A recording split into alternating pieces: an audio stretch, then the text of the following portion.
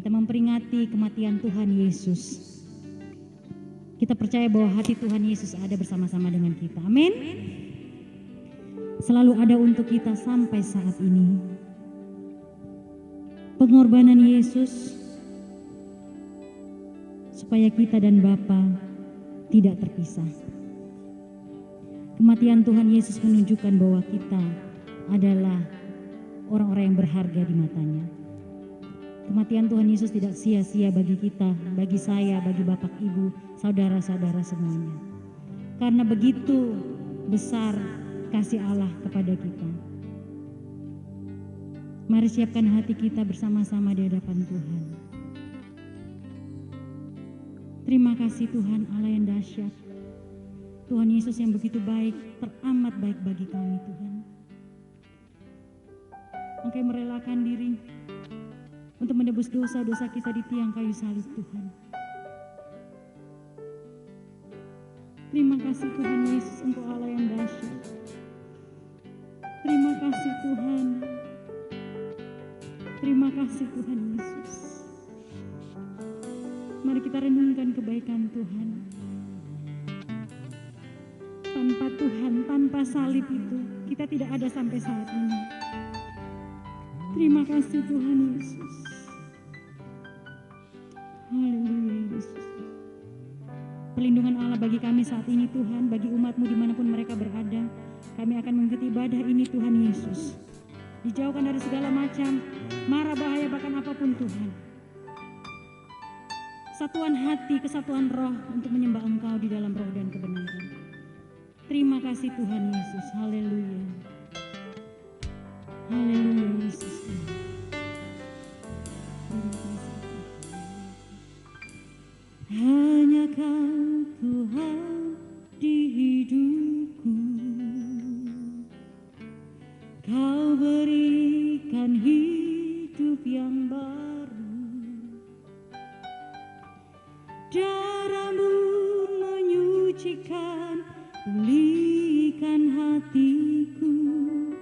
Ku nyatakan Kaulah segalanya.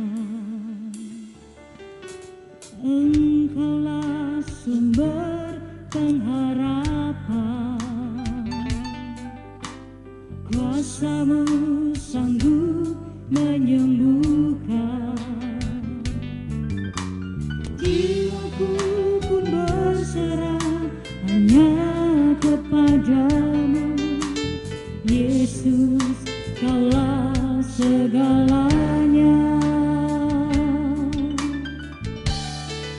Karena salib-Mu ku hidup. Karena salib-Mu ku menang. Engkau yang berkuasa, sanggup untuk melakukan mujizat-Mu.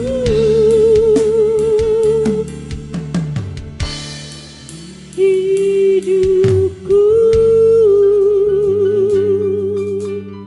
Mari kita bangkit berdiri bersama-sama di hadapan Tuhan. Katakan, hanya Kau Tuhan di hidupku.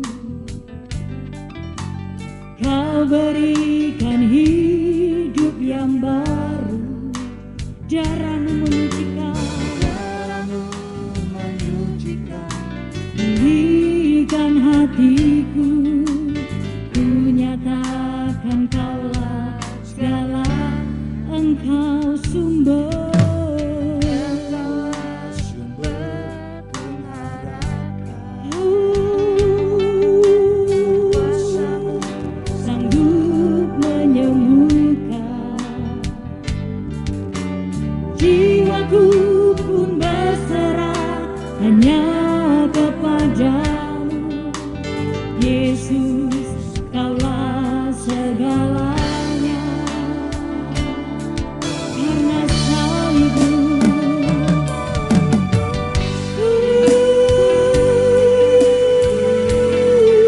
karena salib-Mu ku menang. Engkau yang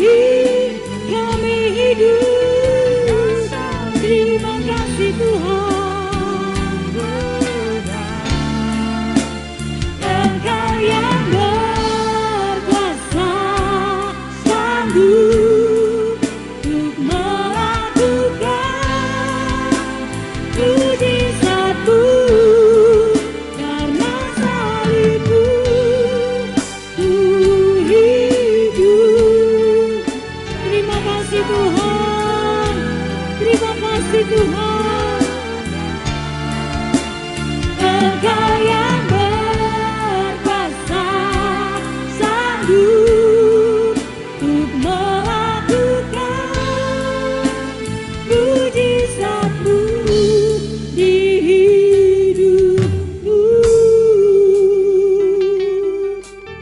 Engkaulah sumber pengharapan kami.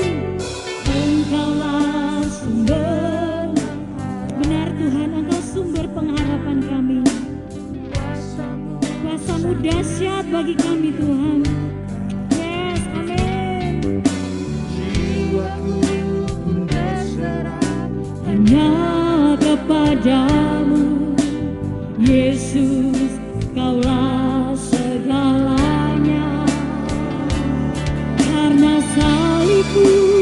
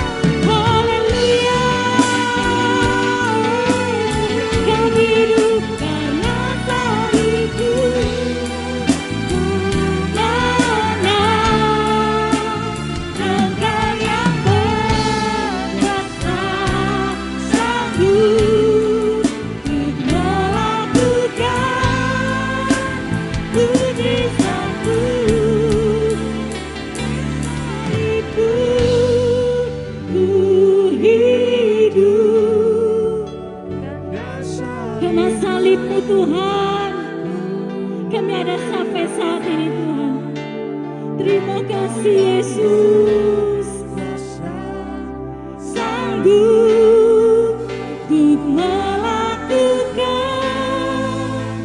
mujizat-Mu, untuk melakukan mujizat-Mu, untuk melakukan mujizat-Mu di hidupku. Haleluya. Terima kasih Tuhan. Terima kasih untuk salib-Mu. Terima kasih. Haleluya. Engkau. Terima kasih untuk pengorbanan-Mu Tuhan. Terima kasih untuk salib-Mu. Terima kasih untuk cinta-Mu bagi kami. Kami ada sampai saat ini Tuhan karena kebaikan-Mu. Oleh darah-Mu yang tercurah. Terima kasih. Terima kasih. Kiara la basyara la basera la yara la. Kiara la basyara yara mo. Kiara la yara mo. Yesus Tuhan, hanya bagi-Mu. Yesus yang layak. Haleluya.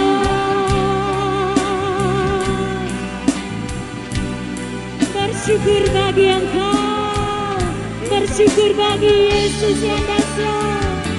Kiara la bashe, kakakara la bashe. Kiara la basyara la bashe. Haleluya. Haleluya. Terima kasih Tuhan. Mari yang mengasihi Tuhan, naikkan penyembahan-Mu bagi Tuhan. Naikkan ucapan syukur-Mu bagi Tuhan. Naikkan syukur-Mu. Haleluya. Kiara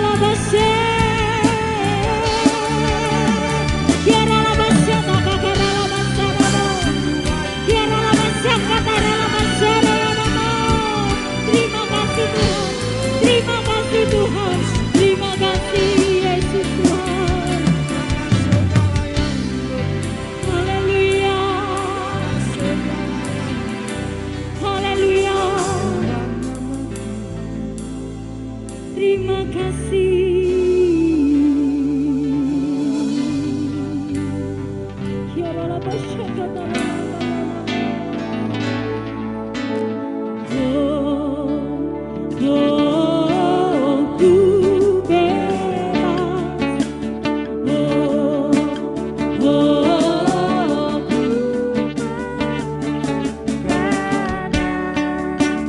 Kasihnya padaku dan hidupku menang. Katakan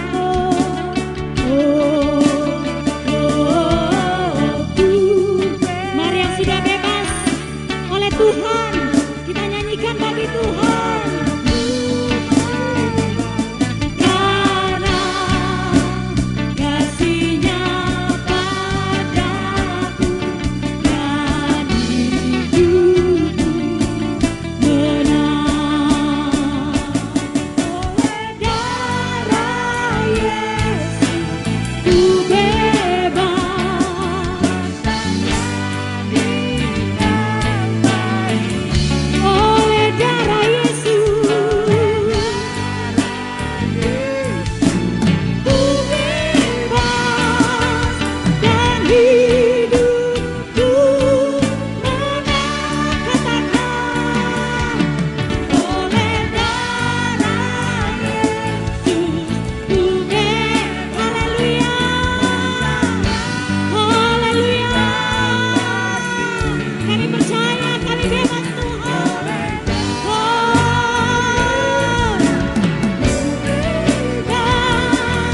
Dan hidupku menang. Haleluya. Berikan kemuliaan bagi Tuhan. Haleluya. Yang sudah bebas, berikan tepuk tangan yang meriah bagi Tuhan. Oleh Tuhan Yesus, oleh salibnya kita dimenangkan. Haleluya. Mari berikan tepuk tangan bagi Tuhan. Haleluya. Tidak ada yang membatasi kita memuji Tuhan. Amin. Haleluya.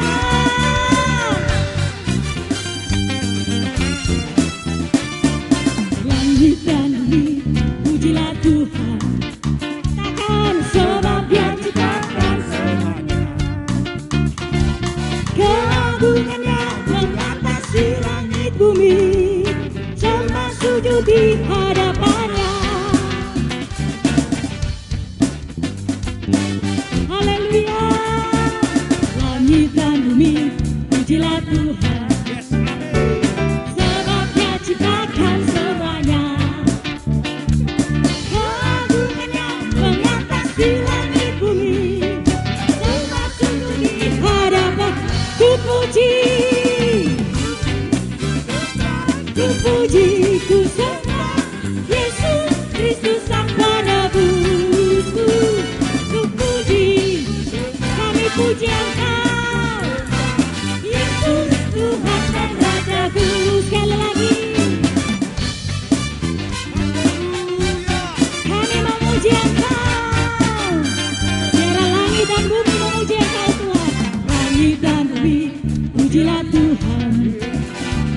Sebab Dia ciptakan semuanya. Keagungannya mengatasi langit bumi. Sembah sujud di hadapan. Mari yang di belakang bertepuk tangan bagi Tuhan.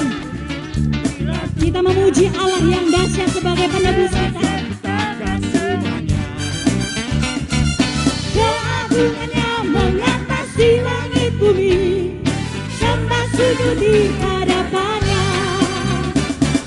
Puji ku sembah, ku puji ku sembah Yesus Tuhan Penebusku. Ku sembah, ku puji ku sembah Yesus Tuhan Rajaku. Haleluya, haleluya. Katakan haleluya. Amin.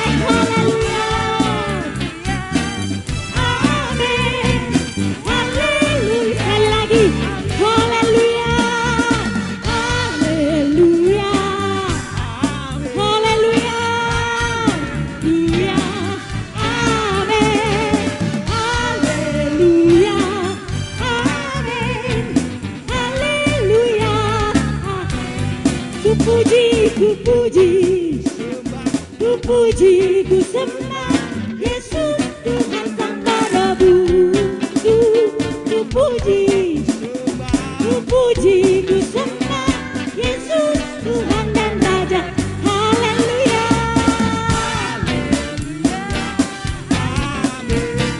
Haleluya. Amin. Amin. Haleluya.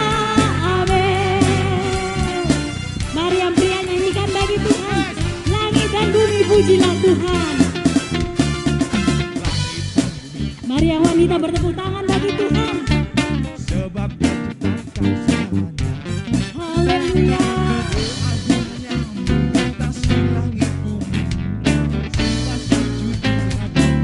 Ku puji, ku sembah, ku puji Yesus Tuhan. Ku sembah, ku puji, ku sembah Yesus Tuhan dan Rajaku. Ku puji, ku sembah Yesus Kristus Sang Penebus. Ku puji Yesus Tuhan. Haleluya.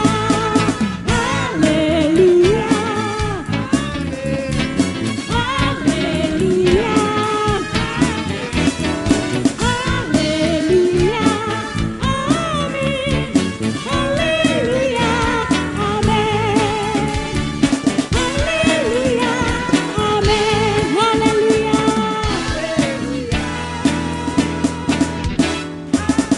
Haleluya. Berikan kemuliaan bagi Tuhan. Haleluya, katakan. He is so good to you. He is so good to me. Jesus is so good to you.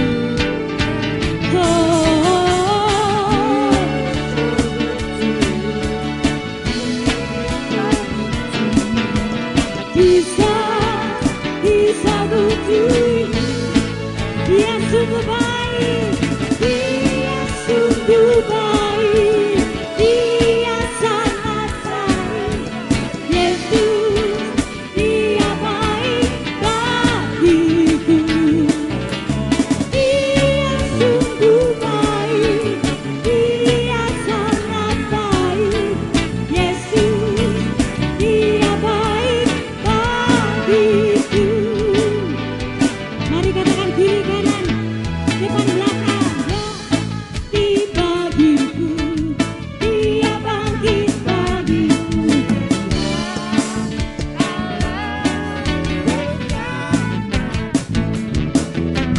Kuasa maut dikalahkan, hidupku dipulihkan. Allah kenanganku. Dia sungguh baik. Haleluya, dia baik untuk kami semua. Dia baik bagiku. Dia sangat baik. Yesus, dia baik. He is so good to you. He is so good to me. He is so good to me. Jesus is so good to you. Mari katakan kiri kanan. He is so good to you. He is so good to me. Jesus is so good to you and me. Jesus is so good. Haleluya. Jesus is so good to you. He's so good to you and me. Haleluya. Berikan sorak-sorai bagi Tuhan. Silakan duduk dalam hadirat Tuhan. Allah yang dahsyat bagi kita, amin. Allah yang berkuasa bagi kita, amin. Yang percaya sekali lagi bahwa Yesus Kristus adalah penembus kita, berikan kemuliaan bagi Tuhan. Yang percaya sekali lagi bahwa Yesus Kristus adalah penebus kita. Berikan kemuliaan bagi Tuhan Yesus. Terima kasih Tuhan. Haleluya Yesus, Tuhan Yesus. Terima kasih Tuhan. Oleh kuasa darah-Mu kami ada sampai saat ini Bapa. Haleluya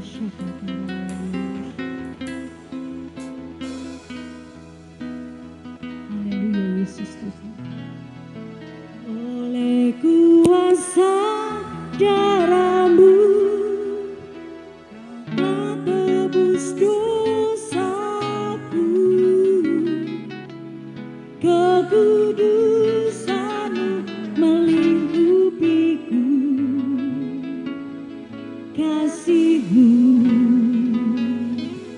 mengalir memulihkan hidupku. Sungguh besar anugerah-Mu, Kau selamatkan hidupku. Ku menjadi ciptaan yang baru oleh kuasa darah-Mu. Haleluya Yesus, terima kasih. Oleh kuasa, terima kasih Tuhan untuk darah-Mu bagi kami. Terima kasih Tuhan, selalu melingkupiku, kasih-Mu mengalir memulihkan hidupku. Sungguh besar anugerah-Mu, Kau selamatkan hidupku. Ku menjadi ciptaan yang baru oleh kuasa darah. Sekali lagi saya jemput bangkit berdiri bersama-sama dan katakan bagi Tuhan, oleh kuasa darah-Mu telah tebus dosaku, kekudusan-Mu melingkupiku, kasih-Mu mengalir memulihkan hidupku. Sungguh besar anugerah-Mu, Kau selamatkan hidupku. Ku menjadi ciptaan yang Amin. oleh kuasa darah-Mu. Kami mengucap syukur Tuhan karena kami menjadi ciptaan yang baru di Amin, dalam Yesus. Engkau. Terima kasih kalau saat ini kami memperingati Jumat Agung. Kami memperingati kematian Tuhan Yesus bagi kami. Kami sungguh mengucap syukur atas karya-Mu yang ajaib, yang tidak bisa dilakukan oleh hidup kami, yang tidak bisa dilakukan oleh siapapun selain Engkau. Terima kasih untuk anugerah-Mu. Dan biarlah kami semua tetap hidup dalam anugerah itu. Kami tetap setia sampai akhir. Kami menang sampai akhir. Tutup bungkus kami semua oleh kuasa-Mu. Ya, terima kasih ya Tuhan. Berbicaralah bagi kami hanya dalam nama Tuhan Yesus. Bersama kita berkata amin. Tepuk tangan bagi Tuhan Yesus. Silahkan duduk. Saudara-saudara silahkan duduk. Puji Tuhan. Selamat pagi menjelang siang. Shalom. Ya, puji Tuhan, saudara. Saya mesti khotbah pakai masker juga, ya, karena masih protokol kesehatan. 1 tahun saya tidak pergi misi, saya tidak pergi pelayanan. Jadi ini perjalanan saya yang pertama. Anak saya bilang, Cik, kasihan papa ya katanya. 1 tahun gak pergi, papa kita bisa stres. Karena sebelumnya saya tiap bulan pergi, bisa 2 bulan pergi. Ini 1 tahun mereka lihat di rumah terus. Dan ya saya 1 tahun COVID tambah diberkati. Kelihatan dari perutnya semakin maju tak gentar ini. Iya, karena renang juga jarang ya. karena agak-agak waspada terus begitu. 1 tahun puji Tuhan, kali ini saya bikin perjalanan misi dan kali ini rute kami panjang. Kami sudah perjalanan seminggu. Kami di Purwokerto dulu, lalu sekarang di Malang sudah 3 hari. Nanti malam kami akan langsung ke Denpasar. Jadi Jumat Agung di Malang, nanti Paskahnya di Denpasar. Makannya di Malang, buang airnya di Denpasar. Orang misi itu begitu saudaraku ya. Dan saya perjalanan kali ini nggak sendiri. Dan juga nggak hanya dengan Mas Heri. Biasanya kalau Mas Heri sudah terkenal ya, sudah sering ikut saya.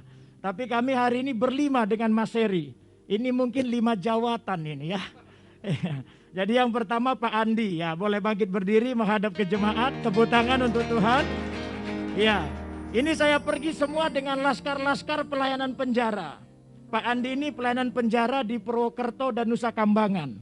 Nah, jadi kalau ada di antara saudara yang masuk daerah-daerah sana, lapor sama dia.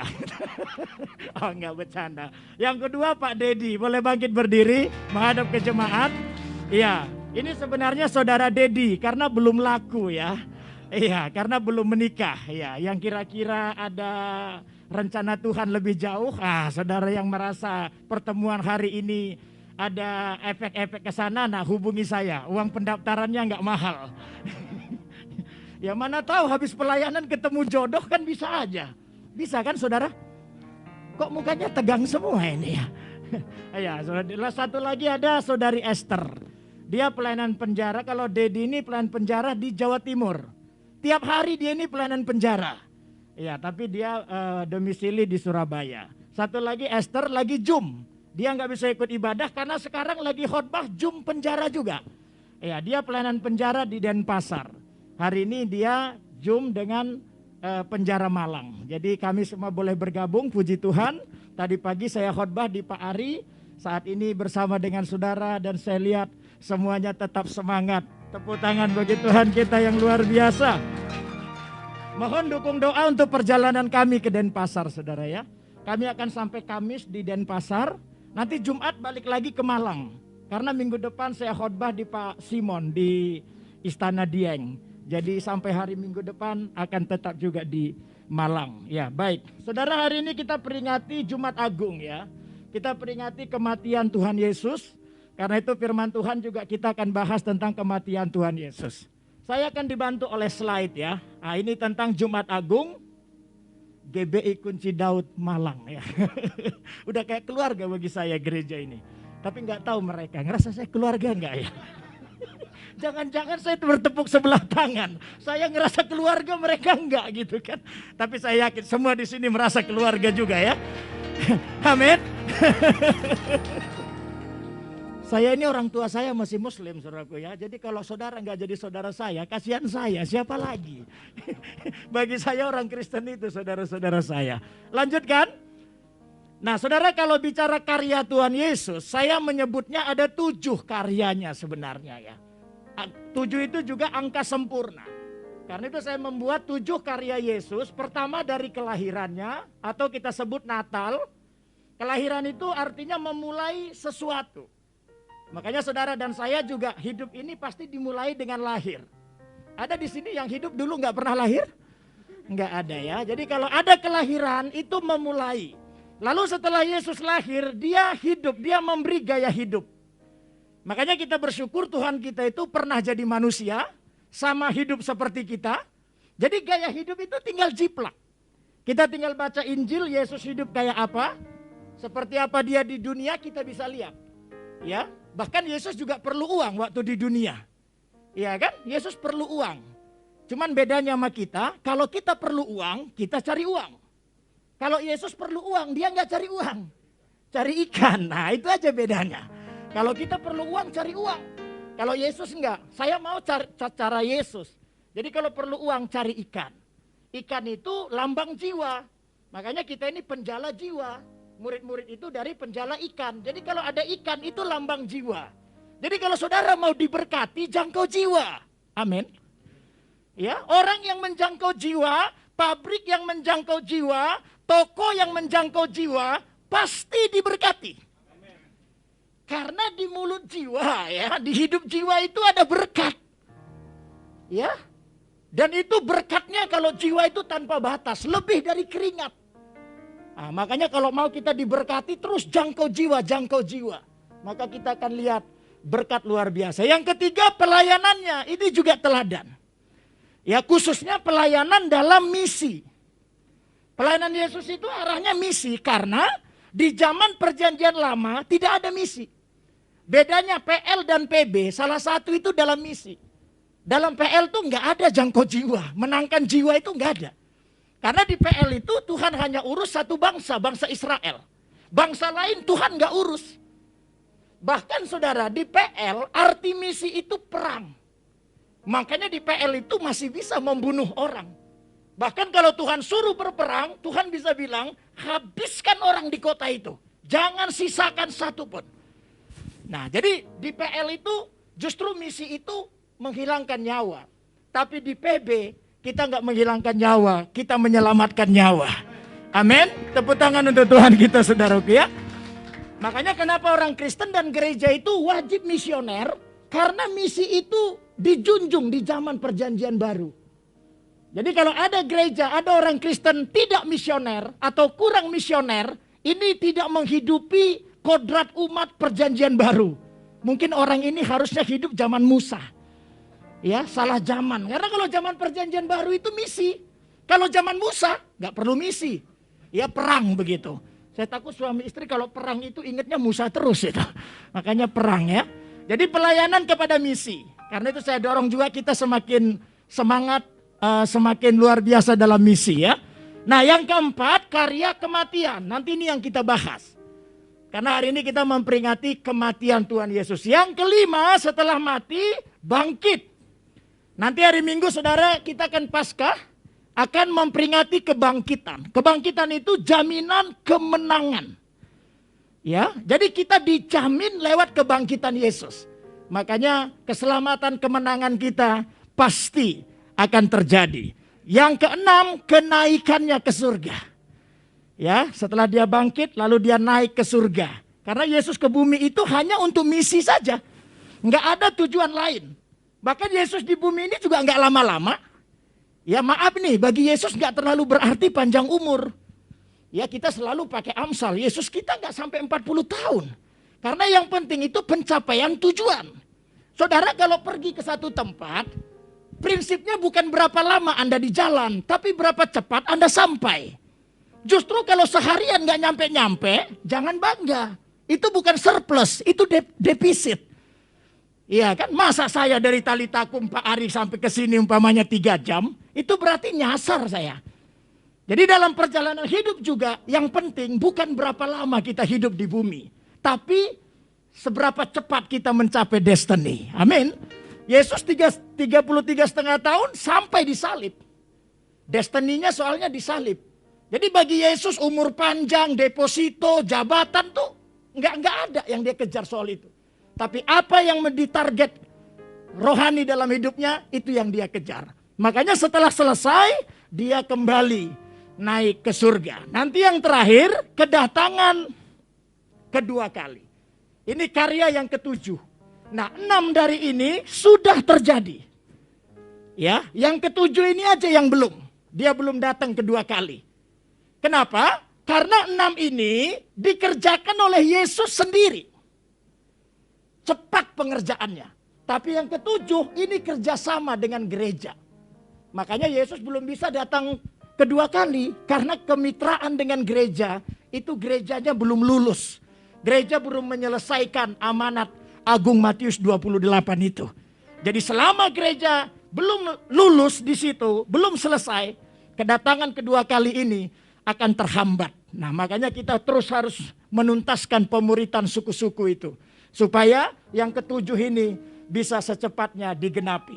Kalau 7 ini semua terjadi, maka sempurnalah karya Tuhan Yesus. Kita tinggal bersama dia sampai selama-lamanya. Tepuk tangan bagi Yesus kita yang dahsyat dan ajaib. Nah secara sederhana Bapak Ibu, inilah sebenarnya karya sempurna Kristus. Yang dia lakukan bagi kita. Sekarang kita bahas yang keempat. Boleh silahkan lanjutkan. Nah, ada dua prinsip yang kita harus paham dalam konteks Jumat Agung. Saya akan bicara dua prinsip ini ya. Yang pertama adalah perkataan Yesus yang mengatakan sudah selesai. Mari kita buka Alkitab saudara-saudara dari Yohanes 19. Yohanes pasal 19 ayat 30. Ini adalah perkataan Yesus pada saat dia di kayu salib persis sebelum dia mati. Ya, Yohanes 19 ayat yang ke-30. Mari kita baca bersama. 2, 3, silakan. Asam itu berkatalah ia, sudah selesai. Lalu dan ya, jadi perkataan Tuhan Yesus yang terakhir sebelum ia menyerahkan nyawa ada kata sudah selesai. Ya, kembali ya kepada slide-nya. Karena itu saya melihat ada prinsip yang perlu kita pahami tentang kata sudah selesai ya. Apa maksudnya dengan kata sudah selesai? Bisa kembali ke slide-nya? Ya, ini adalah prinsip yang pertama saudaraku ya. Kata sudah selesai ini berbicara sudah tuntas ya atau sudah lunas pembayaran.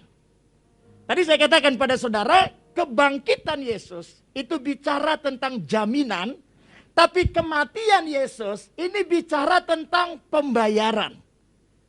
Makanya kalau kita sekarang Jumat Agung memperingati Tuhan Yesus mati, ini artinya terjadinya sebuah transaksi gitu. Terjadinya sebuah pembayaran bagi jiwa kita. Ya sebenarnya sih bukan bagi dosa kita. Ya Tuhan gak pernah bayar dosa. Dia bayar jiwa. Tuhan tuh membenci dosa. Gak mungkin dia beli dosa. Saudara gak mungkin beli apa yang Anda benci. Anda akan beli apa yang paling Anda suka. Tuhan itu sangat suka dengan jiwa. Sangat benci dengan dosa. Makanya sebenarnya Tuhan membeli jiwa. Ya, supaya dosa tidak berkuasa.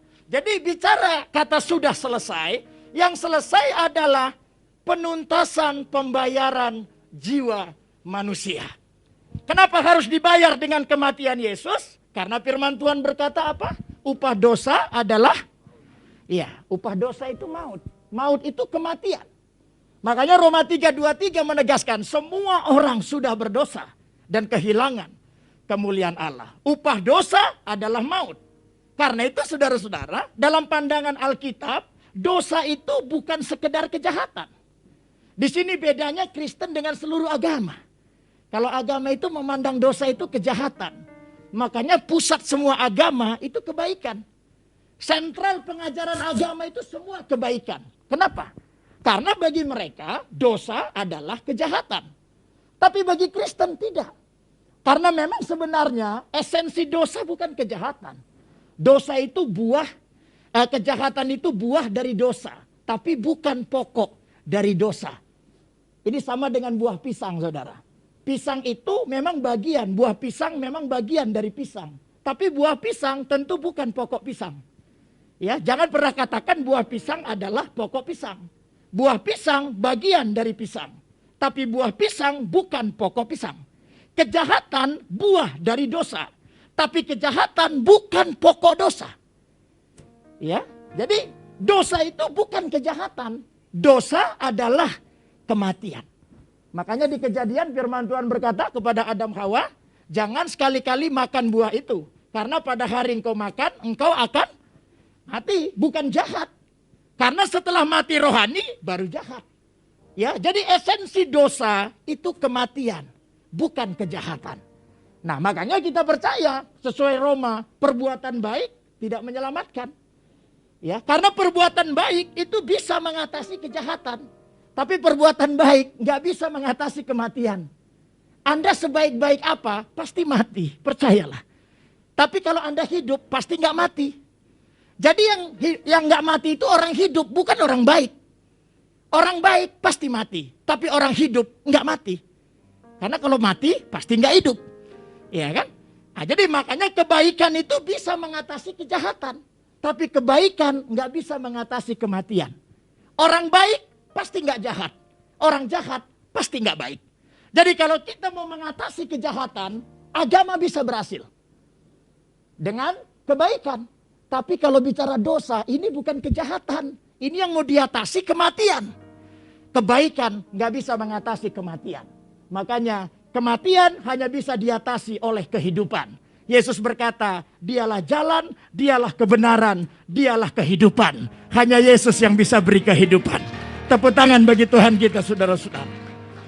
Makanya apakah dianggap bahasa egois atau apapun, Yesus berkata, tidak ada jalan lain selain aku, itu kebenaran.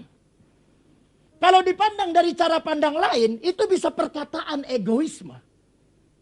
Bayangkan kalau owner-owner agama kumpul, kan agama tuh banyak dan pasti ada ownernya, ada foundernya. Yang satu bilang begini, ya kita sama kok. Kita yang penting melakukan kebaikan sama-sama. Yang lain juga begitu. Oh caranya aja yang beda. Tujuannya semuanya kan sama. Lalu ada satu bilang, enggak. Kalau enggak lewat aku, kalian enggak masuk surga. Nah orang ini kan bisa dibenci kan. Ini kan perkataan egois gitu. Ini sama aja di sini umpamanya ada satu wanita. Dia bilang, aku paling cantik di kunci Daud. Saya lain, wanita lain pasti komplain. Ya, atau ada laki-laki bilang, aku paling ganteng di kunci Daud. Wah saya pasti komplain, ya kan. Iya, kita adu dulu, bikin angketnya, kan begitu. Supaya akurat. Ya, tapi Yesus berkata, hanya dia jalan, itu bukan perkataan egoisme manusiawi. Memang ada logika kebenarannya. Karena Yesus memandang dosa itu kematian. Makanya dia mati. Jadi hari ini, kalau Yesus mati bagi kita, itu berarti dia membayar kita. Wah, luar biasa, saudara. Yesus itu nggak cuma suruh kita buat baik. Padahal kalau kita bicara standar kebaikan, tidak ada pengajaran kebaikan melebihi Yesus. Yesus itu ajaran kebaikannya sadis. Anda dan saya nggak tamat, saya yakin. Orang tampar pipi kirimu, kasih pipi kanan. Ada nggak yang sanggup? Jangan-jangan saudara orang tampar pipi kiri saudara, Anda tonjok pipi kanannya. Tapi itu ajaran Yesus. Orang minta bajumu, kasih jubahmu. Waduh, jadi kalau ada orang minta baju pendeta, harus dikasih sama jasnya. Kuat nggak kira-kira? Nggak kuat. Kalau hidup keagamaanmu tidak melebihi agama lain, engkau tidak layak jadi muridku. Bayangkan, jangan sampai tetangga Anda lebih baik dari Anda. Anda nggak lulus jadi Kristen. Standar kebaikan Yesus tingkat paling tinggi. Ngeri saya bilang. Jadi orang baik menurut Yesus itu ngeri. Siapa yang mengasihi bapak, ibu, tanah, hartanya melebihi aku, tidak layak. Ayo, kita kadang-kadang mengasihi itu semua. Tapi Yesus tidak pernah membuat kebaikan yang super itu jadi jalan keselamatan. Dia tetap mati. Jadi saudara, kalau memang kebaikan bisa menyelamatkan, tetap Yesus yang menang. Karena pengajaran Yesus itu sadis, saya bilang. Beda sama yang lain. Kalau yang lain, aku nggak cari musuh. Kalau ada musuh, aku nggak lari. Tetap berantem, tetap. Memang dia nggak cari musuh, dia nggak memulai. Tapi kalau ada, dia hantam. Kalau kita enggak, cari musuh enggak, ada pun enggak. Kita traktir musuh kita tanpa sianida. Kalau musuh lapar, kita kasih makan. Ada amin? Kalau musuh haus, kita kasih minum. Kalau musuh anaknya nggak sekolah, kita sekolahkan. Ini nggak gampang. Siapa saudara yang pernah traktir musuh saudara? Pernah ngebahas sama musuh? Nanti kalau pulang ada yang benci saudara, tolong WA dia. Aku mau ajak kamu makan nasi goreng. Yang kita ajak makan teman kita. Kalau kita ajak teman, aduh. Siapapun bisa. Tapi yang mau saya katakan, inilah standar.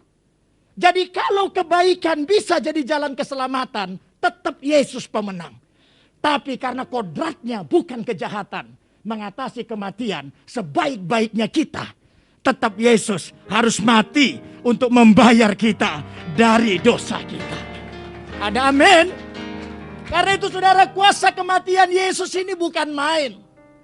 Ya, dan karena itu saudara, keselamatan kita itu pasti. Ini alasannya. Ini juga bukan egoisme kekristenan. Orang bilang mudah-mudahan selamat, kita nggak pasti. Apa dasar kita bilang kita pasti selamat? Karena dibayar lunas. Yesus nggak bayar kredit. Kalau mobil masih kredit belum pasti. Makanya di kota besar tuh ada jangan tabrak, masih kredit. Karena kalau masih kredit tuh belum lunas, bisa iya, bisa enggak. Kalau kredit lancar milik kita, kalau macet ya milik leasing. Kan? Tapi kalau sudah lunas, pasti kita jamin itu mobil saya. Ada amin? Kalau masih kredit Anda bilang itu mobil Anda, itu agak-agak songong dikit kata orang Betawi. Tapi kalau sudah lunas pasti. Apa saja yang dibeli dengan lunas, pasti milik kita. Kita beli tanah lunas, kita bilang itu tanah saya. Ya, kita beli istri lunas, itu istri saya. Istri kok dibeli ya? Ya makanya kita dijamin saudaraku kepastian keselamatan kita. Alasannya cuma satu, karena kita tahu Yesus Kristus sudah bayar. Haleluya, katakan sudah bayar. Lebih keras, sudah bayar. Cuman memang ini perlu ditegaskan. Karena banyak orang Kristen itu nggak sadar kalau udah dibayar. Banyak orang Kristen karena bukan dia yang bayar, hidupnya sembarangan. Saya sering tuh saya omelin anak-anak remaja itu, anak-anak pemuda. Saya omelin. Kamu bawa motor itu yang bagus. Bawa mobil itu yang bagus. Karena anak-anak muda itu sering ngerasa motornya gratis. Dia lupa bapaknya yang bayar. Bapak ibunya stres beli kendaraannya. Karena bukan dia yang bayar, dia sembarangan. Tapi saudara jangan bilang keselamatan kita itu gratis. Tidak. Tapi bukan kita yang bayar. Karena kita nggak mampu, nggak layak. Ya, keselamatan kita itu dibayar oleh Yesus. Ya, orang yang tahu etika. Ya, harusnya kita itu lebih takut mobil pinjam daripada mobil sendiri. Orang normal tuh begitu. Kalau saudara dipinjemin rumah, harusnya Anda lebih takut jaga rumah itu. Kita lebih menjaga rumah yang dipinjamkan. Kalau rumah sendiri nggak apa-apa, mobil sendiri peot-peot nggak apa-apa. Tapi kalau mobil orang di tangan kita, harusnya kita jaga. Orang normal tuh begitu. Nah, saya mau katakan kalau Yesus sudah bayar kita, ayo dong jaga kekristenan kita. Amin. Ya, jangan karena bukan kita yang bayar lalu kita asal-asalan. Kita ini kurang tahu diri gitu ya, kayak kacang lupa kulit gitu ya. Sekarang bukan lupa kulit, kacang tuh lupa tanahnya. Kacangnya lupa ladangnya. Jadi sering orang Kristen itu kurang menghargai kekristenannya, kurang maksimal. Rapatnya merah dalam kekristenan. Kenapa? Karena kurang kesadarannya bahwa dia sudah dibayar. Coba tanya Yesus berapa harga kita. Aduh saudara, itu harga tangannya dipaku, harga kakinya dipaku. Dan paku di Israel itu bukan paku bencong. Kalau di Indonesia ini pakunya bencong. Anda tahu paku bencong? Itu ujungnya sama pangkalnya sama lurusnya, itu bencong.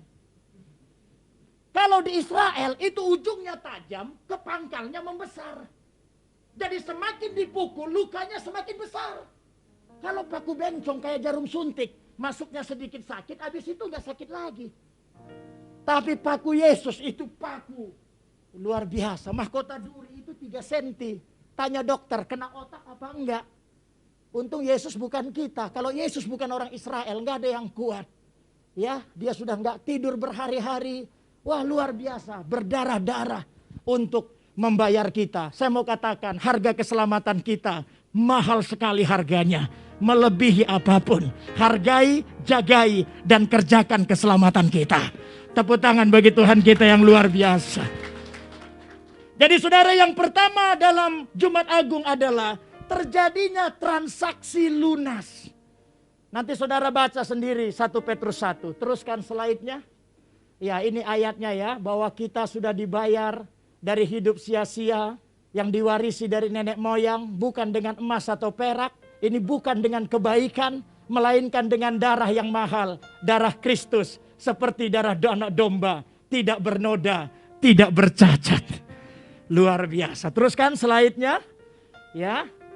Oke, lanjutkan. Ya, ini tadi saya sudah singgung, karena inilah adanya Jumat Agung. Karena semua sudah berdosa. Terus. Ya, oke. Perbuatan baik tidak menyelamatkan. Terus. Nah, ini bagian kedua saudaraku ya. Prinsip yang kedua dalam Jumat Agung. ketika Tuhan Yesus disalib dan mati, maka tabir bait suci terbelah menjadi dua. Ini yang terjadi ketika Tuhan Yesus mati di kayu salib. Ini bicara tentang hukum tabernakel perjanjian lama. Lalu kita masuk kepada hukum anugerah perjanjian baru. Karena di perjanjian lama itu saudara tahu ada halaman di ujung, ada ruang kudus. Lalu ada tirai seperti hordeng. Itu 3 cm tebalnya. Lalu di sini ruang maha kudus. Itu tabernakel daripada perjanjian lama. Dan tidak semua orang boleh masuk dalam ruang maha kudus ini. Yang boleh masuk hanya imam besar setahun sekali. Dan itu pun dengan penyucian diri yang luar biasa. Karena kalau tidak dia gosong. Ya, dia hangus di sana. Setahun sekali hanya imam besar. Tetapi ketika Tuhan Yesus mati di kayu salib, maka tabir itu terbelah. Ada amin. Ini mujizat saudara, tabir itu terbelah. Karena itu Ibrani berkata, saudara-saudara, oleh darah Yesus. Oleh darah Yesus sekarang kita penuh keberanian masuk dalam tempat kudus. Karena Yesus membuka jalan yang baru. Haleluya. Jalan yang baru dan yang hidup bagi kita melalui tabir. Yaitu siapa? Dirinya sendiri. Jadi tabir kita sekarang tidak lagi dari kain, dari tirai. Tapi tabir kita dari Yesus itu sendiri. Ketika dia mati di kayu salib, penghalang itu sobek. Artinya apa saudara? Tidak ada lagi hambatan. Tidak ada lagi halangan antara umat dan Tuhan itu sendiri. Karena itu kematian Yesus, kita bisa masuk ruang maha kudus. Kita bisa menyembah, kita bisa bersekutu, kita bisa intim, kita bisa diurapi. Haleluya. Ada amin? Bahkan di zaman sekarang Roh Kudus tinggal dalam setiap kita. Saudara, ini saya bilang terobosan agama yang gak pernah ada. Di mana ada Tuhan tinggal di tubuh umatnya. Kadang kita umat yang gak sadar, kita masih takut, masih khawatir. Padahal roh Tuhan ada dalam dirimu. Setiap pagi sadari Roh Kudus ada dalam diri saya. Saya yakin orang yang sadar itu gak akan takut, gak akan khawatir, gak akan gelisah. Biar badai menerpa, katakan amin. Karena yang harusnya kita takuti tidak bersama Tuhan. Ketakutan kita bukan dari keadaan. Ya mohon maaf saudaraku, saya zaman Covid ini tambah diberkati. Tambah diberkati saya di zaman Covid. Ya, malah walaupun saudara nggak suka baca, saya kira buku saya sudah sampai di sini. Ya, nggak tahu dibaca atau tidak. Kalau nggak baca ya kelewatan. Ya, saya menulis buku zaman Covid dan saya tulis bukan 1, 5. Cuman baru keluar 1 gitu. Ya, 5 lagi, yang lain lagi diedit. Kalau nggak Covid, mungkin saya nggak nulis buku.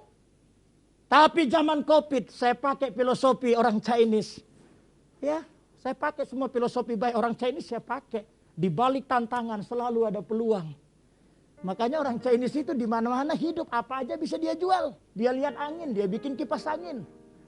Itu orang Chinese tuh. Kadang kita enggak, kita lihat angin, kita ingat masuk angin, lo kan repot. Iya, Anda kalau lihat angin jangan ingat masuk angin, bikin kipas angin. Ada amin? Saya lewat 1 orang, uang saya nambah di zaman Covid. 1 orang ini tidak pernah memberkati saya sebelum Covid, enggak pernah. Begitu Covid, dia kasih saya berkat. Jadi di Covid ini uang keluarga kami nambah, tambah diberkati. Kalau bisa Covid terus, cuman gak enak sama orang. Iya, saya mikirin orang aja sebenarnya. Karena uang saya nambah, nambahnya itu bukan nilai, dimensi. Wah, Anda paham gak dimensi? Kalau nilai dari 1000 ke 2000 itu nilai. Tapi dari ribuan ke puluhan ribu itu dimensi. Dari 100.000 ke 200.000 itu nilai, karena ratusan. 100.000 ke 900.000 itu nilai. Tapi dari ratusan ribu ke jutaan itu dimensi. Keluarga kami nggak pernah pegang uang dalam dimensi yang sekarang. Jadi mohon maaf ini kalau ada Anda yang mengalami penurunan, mohon maaf ini ya. Mohon maaf. Ada amin, ini kesaksian, kita punya hak. Ada amin. Daripada saya bilang saya tambah miskin kan repot juga iman saudara. Pengkhotbahnya aja tambah miskin, gimana jemaatnya? Tapi ini bukan motivasi saudara, ini kenyataan yang kami alami. Di balik tantangan selalu ada peluang. Saya sebelum COVID, di foto aja kalau khotbah ngamuk saya. Di video lebih ngamuk. Saya paling gak suka media. Begitu sudah COVID, saya harus belajar main Zoom. Apa itu Zoom? Pakai santan gak ya? Tiap hari saya khotbah di Zoom. Khotbah di penjara Zoom. Oh ternyata lebih untung pakai Zoom. Gak perlu bayar tiket. Kalau saya ke Malang, Pak Adrian kasih berkat, itu habis beli tiket. Paling sisa-sisanya saya minum jus. Makanya suara saya gak pernah habis. Karena persembahan saudara cukup beli jus kami. Tapi gak pernah itu ganti mobil. Ya, jadi saudara, saya mau bilang, musuh ketakutan kita bukan keadaan. Bahkan kalau belajar dari Alkitab, semua mujizat pada saat krisis. Ini adalah ujian kompetensi. Daud dapat promosi saat krisis. Semua itu terjadi saat krisis. Saya percaya kalau kompetensi rohani kita baik, hidup dalam kehendak pimpinan Tuhan, nggak peduli zaman apa, Tuhan tetap akan memberkati kita. Asal Tuhan bersama kita. Ya kita nggak mau tahu caranya. Karena tugas kita percaya, bukan mikirin cara. Mungkin selama ini Anda mikirin cara. Gimana caranya dagang saya laku? Nggak usah pikirin cara. Kalau Anda pikirin cara, ubah lagu Anda. Toh lagu kita, dia selalu punya cara untuk menolongku. Jadi cara kan milik Tuhan. Ngapain Anda pikirin? Cara tangan Tuhan, percaya di tangan kita. Jadi cukup percaya, biarkan dia nyatakan caranya. Ya, saudara-saudara, dampak kematian Tuhan Yesus, tabir sudah terbelah, kita bisa masuk ruang Maha Kudus. Karena itu sekarang bersekutulah langsung dengan Tuhan. Anda punya hak untuk itu melalui darah Yesus. Kami pendeta hanya mensupport, kami bukan penentu. Bahkan kami rindu jemaat itu mampu mengatasi persoalannya dengan imannya. Supaya nggak terlalu merepotkan kami.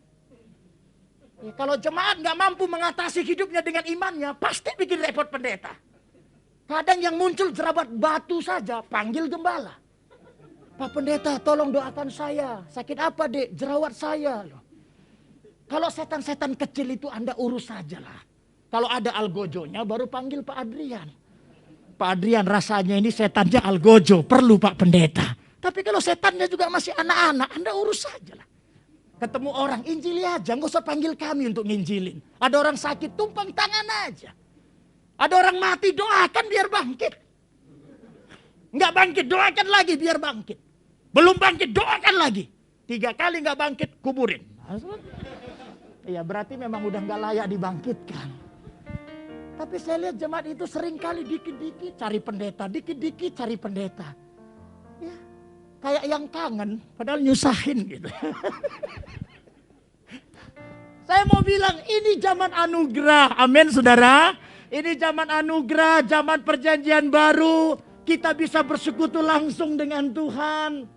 Saudara bisa dengar suara Tuhan. Saudara bisa dipimpin oleh Tuhan. Manfaatkan. Jangan punya mentalitas rohani zaman Musa. Kalau zaman Musa memang Tuhan hanya urusan nama Musa. Kalau nggak ada Musa nggak bisa. Tapi sekarang Tuhan urusan nama kita semua. Roh Kudus ada di hati Anda. Kita satu sama yang lain hanya saling support. Tapi kita berhak bersekutu dengan Tuhan. Jadi saudara, Jumat Agung, kematian Yesus. Pertama, kita tahu kita dibayar lunas. Dan yang kedua, saat ini kita punya peluang. Katakan peluang. Ini peluang kita. Masuk ruang Maha Kudus. Nikmati semua berkat-berkat Tuhan. Nikmati semua hadirat Tuhan. Bahkan siapkan diri kita terakhir untuk melayani, dipakai oleh Tuhan. Tepuk tangan bagi Tuhan kita. Mari kita bangkit berdiri bersama-sama. Haleluya. Mari kita sembah Dia dengan musik. Haleluya.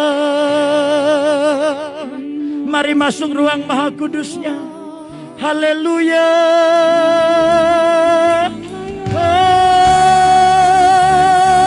Tiara lama se, Inara lama yaso ya. Haleluya, haleluya, haleluya. Inara lama yase, inara lama yaso.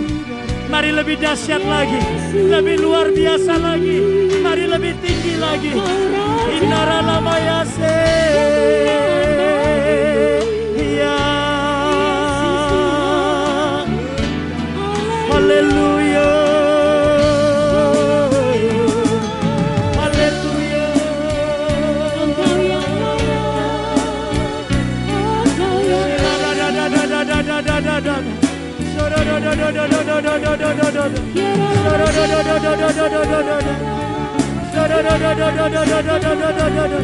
Mari puaskan jiwa kita, mari nikmati hadirat Tuhan. Puaskan jiwa kita di hadirat Tuhan. Bersekutu dengan Dia, nyatakan isi hatimu.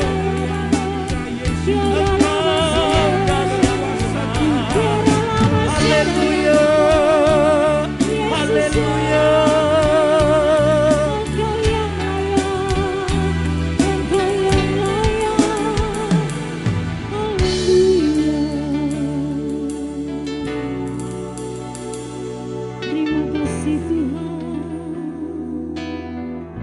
Terima kasih untuk firman-Mu yang dahsyat bagi kami Tuhan. Terima kasih untuk isi hati-Mu bagi kami Tuhan. Kami percaya Engkau Allah yang telah meneguhkan kami dengan firman-Mu. Kami tetap percaya bahwa Yesus yang dahsyat dalam kehidupan kami. Atas pengorbanan-Mu Tuhan, kami menjadi umat yang tahu berterima kasih kepada-Mu Tuhan. Terima kasih Tuhan, Kau berkati Pak Petrus bersama dengan tim dalam perjalanan menuju pelayanan selanjutnya Tuhan. Biarlah darah Yesus tutup bungkusi dengan kuasa-Mu Tuhan. Kemuliaan Tuhan Engkau nyatakan bagi jemaat Tuhan yang dilayaninya nanti Tuhan. Terima kasih Tuhan, hanya di dalam nama-Mu kami berdoa dan mengucap syukur. Haleluya, haleluya.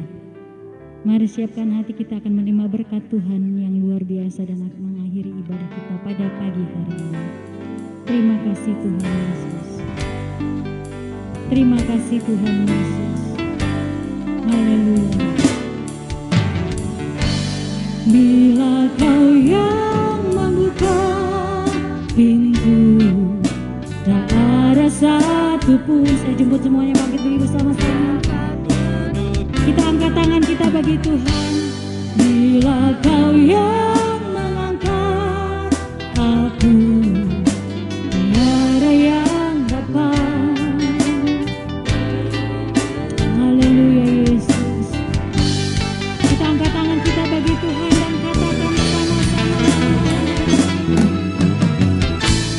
Bila Kau yang membuka pintu, tak ada satupun. Kepada Bapak Petrus tutupnya. Bila Kau yang mengangkat aku, tiada yang dapat merendahkanku. Tiada yang dapat, tiada yang dapat, tiada yang dapat merendahkanku.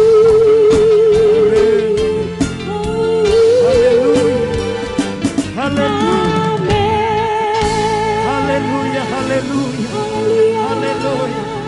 Terima kasih Bapa dalam surga. Kami bangga memiliki Bapa seperti Engkau. Yes. Kami bahagia menjadi umat pilihan-Mu. Yes. Kami serahkan tubuh jiwa roh kami, Haleluya. keluarga kami, masa depan kami, Amin. bahkan nyawa kami. Yes. Kami serahkan semua dalam kuasa Tuhan. Amin. Terima kasih untuk persekutuan hari ini. Haleluya. Berkati umat-Mu ya Tuhan. Berkati mereka. Yes. Sebentar kami akan kembali, berkat-Mu atas kami. Amin. Jemaat yang dikasihi oleh Tuhan, angkat tanganmu dengan iman. Haleluya. Engkaulah umat yang sudah ditebus oleh Tuhan. Engkaulah umat yang sudah dibayar oleh Tuhan. Engkaulah biji mata Tuhan.